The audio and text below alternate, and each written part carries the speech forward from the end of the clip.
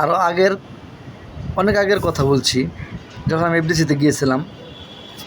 তো এফডিসির গেট দিয়ে ঢুকে দেখি রুমের ভিতরে বসে বসে খাইতেছে চানাচুর। ওমা, এখন ভালো করে তাকিয়ে দেখি এ তো নায়িকা শাবনূর। হঠাৎ করে একটু সামনে গেলাম, যেয়ে দেখলাম কে যেন কাটতাছে কুচি কুচি করে পেঁয়াজ। ওমা, এখন দেখি নায়ক রিয়াজ। তারপর আমি একটুখানি সামনে গেলাম, দেখলাম একটা মাঠ, খেলতেছে ফুটবল। এখন দেখি ভিলেন ডিপ জল।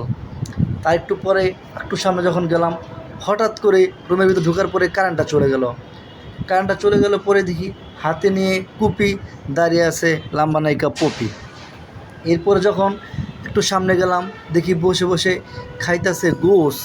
ও মা, এখন দেখি এ তো নায়ক ফেরদৌস।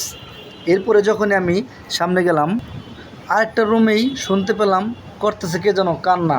আমি তাকিয়ে দেখি ওমা, এদিকে নায়ক মান্না। ভাবলাম যদি আবার রেগে যায়, তো চলে আসলাম ওখান থেকে। একটু পরে আরেকটি রুমে যেয়ে দেখি গাইতেছে গান। ওমা, এখন দেখি নায়ক শাকিব খান। তারপরে যখন আমি হাঁটতে শুরু করলাম, একটু সামনে গেলাম, সামনে যেতেই দেখি এমন দিয়েছে শ্বাস, ওমা চিনা যায় না। এখন দেখি নায়িকা অপু বিশ্বাস।